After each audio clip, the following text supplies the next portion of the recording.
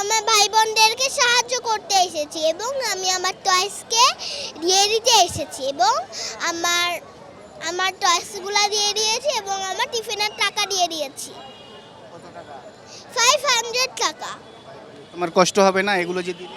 হ্যাঁ, অনেক কষ্ট হবে। নিজে আপন জিনিস হারালে যেরকম কষ্ট লাগে অনেক কষ্ট লেগেছে, কিন্তু আমার ভাই বোন তো ভাই বোনের পাশে দাঁড়াতে হয়।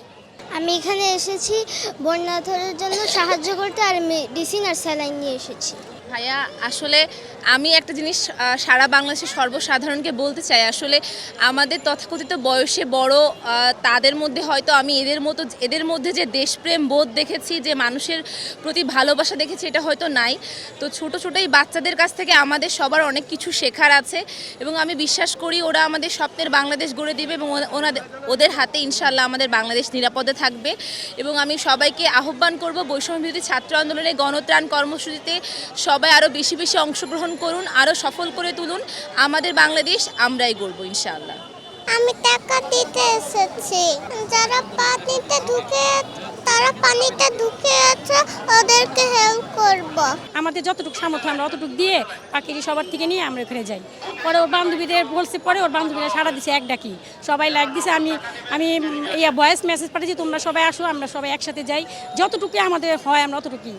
বলে ঠিক আছে আন্টি আমরা আসি। আমরা গত পরশু থেকে কালকে 2 দিন পরে তারপর কিছু সরঞ্জাম কিনে আমরা এখানে আসি। কালকে রাত থেকে আমরা সব কিছু কালেক্ট করছি, যেরকম খাবার দাবার কিনছি, মোমবাতি কিনা হয়েছে, তারপর পানির কেস কেনা হয়েছে, এগুলো সব আমরা ওখানে সাবমিট করছি।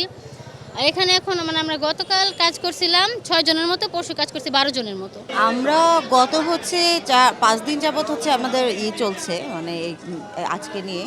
তো আমাদের এই কয়দিন আমরা দেখেছি বেশ ভালো সাড়া পেয়েছি। এই গত শুক্র শনিবারে যেভাবে সাড়া পেয়েছি সেটা তো অভাবনীয়। আর গতকালও বেশ ভালোই সাড়া পেয়েছি, আজকেও সকাল থেকে অনেক মানুষ আসছেন। আসলে এটা আমরা কখনো ভাবি না। আজকে তো এখন তো অফিস আওয়ার চলে, আর এখন সবাই আসলে অফিসে আসি। আমরা ভেবেছিলাম যে সাড়া একটু কম পাবো, কিন্তু আসলে মানুষের স্রোত ওভাবে থামছে না, সবাই আসছে। এসে ত্রাণ থেকে শুরু করে নগদ টাকা সবই দিয়ে যাচ্ছেন। তো আমরা আশা করছি আজকেও গত দিনগুলোর মতোই মানে কালেকশন উঠবে, একটু কম বেশি হতে পারে, কিন্তু সাড়া বেশ ভালোই পাওয়া যাচ্ছে। যে 5 দিন পরেও যে তাদের ভিতরে এই আগ্রহটা আছে, এটাই অনেক। আমাদের গতকালের হিসাব অনুযায়ী, গতকালকে আমরা হিসাব করেছি গতকাল বিকাল 4টা পর্যন্ত। আর আমাদের নগদ যে মানে নগদ ক্যাশ, চেক, তারপর মোবাইল ব্যাংকিং অ্যাকাউন্ট সহ সব মিলিয়ে 5 কোটির বেশি উঠেছে। হ্যাঁ, যেটা আমরা সেনাবাহিনীর সাহায্য নিচ্ছি এবং স্থানীয় যে প্রশাসন তাদের সাহায্য নিচ্ছি। কারণ রিমোট যে এরিয়াগুলো, ওই জায়গাগুলোতে আসলে আমাদের যে সাধারণ বোট সেটা নিয়ে যাওয়া সম্ভব না। আর ওখানে স্থানীয় যে প্রশাসন আছে, ডিসি বা ইউএনও, তাদের সাহায্য নিয়ে যে রোডম্যাপ তৈরি করা হয়েছে এবং ওই অনুযায়ী ডিস্ট্রিবিউট হচ্ছে। সেনাবাহিনীর সাহায্য আমরা নিচ্ছি। আমরা মেডিকেল টেকনোলজি প্রফেশন, আমাদের বাংলাদেশের বিভিন্ন অঞ্চল থেকে টাকা কালেকশন করা হয়েছে। সেখান থেকে আমরা 1 লক্ষ টাকা আপাতত আমরা বৈষম্যবিরোধী ছাত্র আন্দোলনের যে সমন্বয়ক আছে তাদের কাছে দিচ্ছি আর কি। বাকিগুলো আমরা আসুনা ফাউন্ডেশনে দিব। বিক্ষিপ্তভাবে টাকাগুলো উঠতেছে, প্রায় আরও 12,000 টাকা ক্যাশ আছে, ওগুলো আমরা আসুনা ফাউন্ডেশন দেবো আর কি। এটা করতেছি কারণ আমরা আমাদের যে প্রফেশন আছে সেখান থেকে আমাদের যে কমিউনিটি আছে সেই লক্ষ্যে আমরা বন্যার্থদের সহযোগিতার জন্য এবং পুনর্বাসনের একটা ব্যবস্থা সামনে করবে আমরা শুনতেছি, যে সেটাতে প্রপার ডিস্ট্রিবিউশন হয়, সেটার জন্য আমরা এখানে দিচ্ছি আর কি। আমি গণমাধ্যমের দৃষ্টি আকর্ষণ করছি, গত 4 থেকে 5 দিন আমরা এখানে সমন্বয়ক ভাইদের সাথে গণত্রাণ সংগ্রহ কার্যক্রম চালিয়েছি। কিন্তু সর্বশেষ 2 দিন আমার লক্ষ্মীপুরের যে বন্যা পরিস্থিতির অবনতি হয়েছে সেই বিষয়টা ওনাদেরকে অবগত করার পর ওনারা জানাইছে যে আমরা গণমাধ্যমে লক্ষ্মীপুরের পরিস্থিতিটা দেখি নাই। তাই আমি এই মুহূর্তে গণমাধ্যমের ফোকাস নেওয়ার চেষ্টা করছি এবং সারা দেশের মানুষের এই সাহায্য কামনা করছি। আমাদের দেশের বাড়ি এবং গ্রাম অঞ্চল, প্রত্যন্ত অঞ্চলে পানি প্লাবিত হয়েছে এবং তাদেরকে উদ্ধার করার জন্য আমাদের যে সামাজিক সংগঠনগুলো কাজ করছে তারা পর্যাপ্ত পরিমাণ ইকুইপমেন্ট পাচ্ছে না এবং ত্রাণ সহায়তা পাচ্ছে না। সো আমি আপনাদের মাধ্যমে এই লক্ষ্মীপুর জেলার জন্য সবাই আমার দেশের সর্বস্তরের মানুষকে এগিয়ে আসার জন্য আহ্বান করব। একটা এলাকার নাম বলেন, যে স্পেশালি লক্ষ্মীপুর সদর ত্রাণ পৌঁছানো যাচ্ছে। লক্ষ্মীপুর সদর উপজেলার 14 নং মান্দারি ইউনিয়ন, যে চন্দ্রগঞ্জ থানায় অবস্থিত, এই এলাকায় এখনও পর্যন্ত আমরা সার্বিক কোনো সহযোগিতা পাই নাই।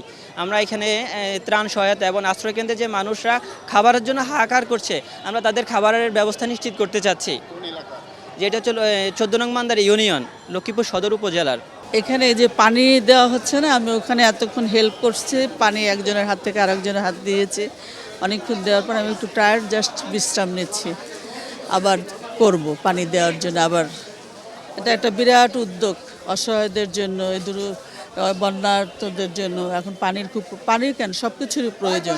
এখানে আমি যারা বন্যার মধ্যে অনেক বিপদে আছে তাদেরকে টাকা দিতে এসেছি। এটা আমার চাইল্ডহুডের টাকা জমানো। আমার সব কয়েন আমি একদম করোনার সময় যখন ছিল তখন আমি জমিয়ে রেখেছি। এখন মনে হয় 1000-এর মতো আমি দিয়েছি, কারণ তারা তো আমার থেকে বেশি বিপদে, আর আমার তো এটা এখন প্রয়োজন নাই। আমি আল্লাহর কাছে অনেক গ্রেটফুল যে আমি অনেক ভালো আছি, আমার কোনো বিপদ নেই। কিন্তু যারা বন্যার মধ্যে এখন এরকম বিপদে আছে তাদের আমার থেকে বেশি প্রয়োজন, তাই আমি দিয়েছি।